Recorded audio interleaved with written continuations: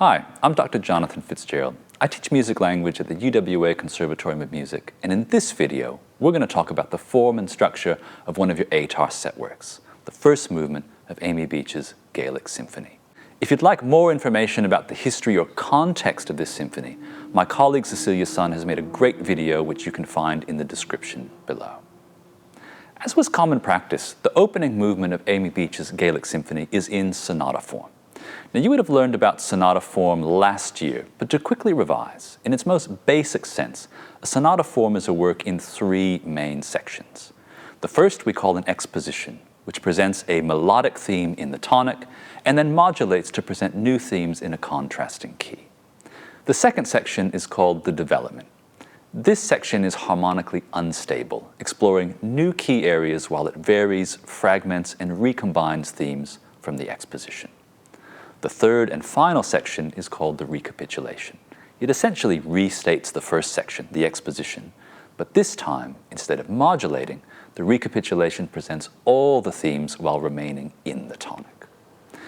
Beach's first movement follows this general trajectory, but with some harmonic surprises, which we would expect from a work written at the very end of the Romantic era. Here's the overall formal structure. The movement begins with an introduction, which was quite common. The turbulent, chromatic accompaniment figures in the strings at the opening recall images of the rough Irish seas. This chromatic figure will return throughout the movement as a unifying force, an example of a distinctly 19th century preoccupation with cyclical unification, often referred to as organicism. While it is heavily chromatic and harmonically ambiguous, the consistent E pedal point in the basses grounds us in our home key of E minor. The texture clears at rehearsal A, and the full first theme is presented clearly in E minor in the horns at bar 38. A transition at 13 bars after rehearsal B begins the modulation to G major. A transition is a harmonically unstable passage which serves to modulate from the key of the first theme, which was in the tonic, to the new key of the second theme. Marked by a retard and a meter change to 6/8, Beach's transition does exactly as expected. It cycles through various key areas, most notably C major and E flat major, before concluding on a D dominant seventh chord at rehearsal C, which prepares us for the entrance of the more lyrical second theme in G major at 8 bars after C. This was a common destination for modulation in minor key works, as G major is the relative major to the home key of E minor.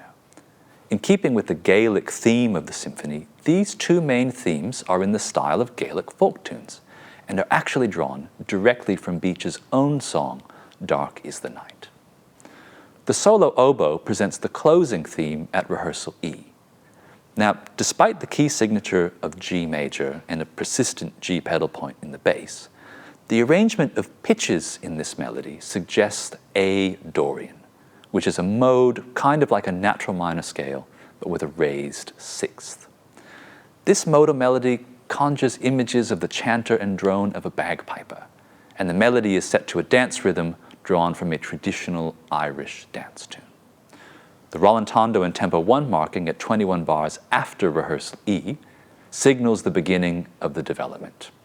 In an earlier 18th century symphony, the end of the exposition and beginning of the development would be clearly marked with a double bar and repeat sign. But note here in Beach's first movement, there is no double bar nor repeat sign marking the end of the exposition. Beach's development unfolds in a way that is quite typical. It is harmonically unstable, taking themes from the exposition and fragmenting, combining and varying them while exploring numerous key areas facilitated by sequences and heavy chromaticism. The retransition begins at rehearsal I as evidenced by the persistent B pedal point in the basses and cellos. The purpose of a retransition in a sonata form is to prepare for the return of the home key in the upcoming recapitulation, and an extended dominant pedal point is a common tool to help facilitate the tonic's return. The recapitulation unfolds in exactly the same way as the exposition, using the same themes in the same order. Typically, a recapitulation states all of the themes from the exposition back in the home tonic key, but Beach has some harmonic surprises in store. Instead of restating the second theme, which in the exposition was in G major, back in the home tonic key of E minor, as we would expect, she now leads us to the unusual key of A flat major. While on the surface this key relationship seems inexplicable, it's actually firmly in line with late 19th century harmonic sensibilities. Then the closing theme is presented back in the home key of E. The only wrinkle, however, is that instead of E minor, we're now in the parallel major, E major. And this is another example of the 19th century approach to harmony, in which the parallel major and minor systems were used increasingly interchangeably.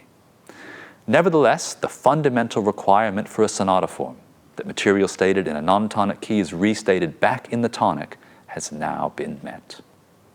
And lastly, we have an extra closing section called a coda, which is quite a common addition after the recapitulation. Now back in our original key of E minor, the trumpets present fragments of the first theme with the movement concluding on strongly punctuated E minor chords presented by the full orchestra. While Beach follows the general structure of a typical sonata form, this movement is noteworthy in several ways. As we saw, there is no double bar nor repeat sign marking the end of the exposition and beginning of the development. As the 19th century progressed, this explicit delineation, which was common in the classical era, was often abandoned in favor of more organically integrated formal sections. The two main themes from the exposition, which are in the style of Gaelic folk tunes, are drawn from Beach's own song, Dark is the Night, and the closing theme imitates a bagpiper chanting an Irish dance tune. While the second theme in the exposition modulates to 3 as expected, in the recapitulation it returns in the unexpected key of A flat major. It would be very rare to see a modulation to this exotic, distantly related key in the 18th century, but such chromaticism was commonplace in the 19th century. The work thus combines several late 19th century trends, most notably the nationalist movement, as seen through Beach's incorporation of Irish folk idioms, and the use of a late Romantic harmonic language. You should now have a general understanding of how this movement is structured and how its formal features relate to earlier sonata forms. For more detailed analysis of this work, we have resources which you can find in the description below. Best of luck with your ATAR exams.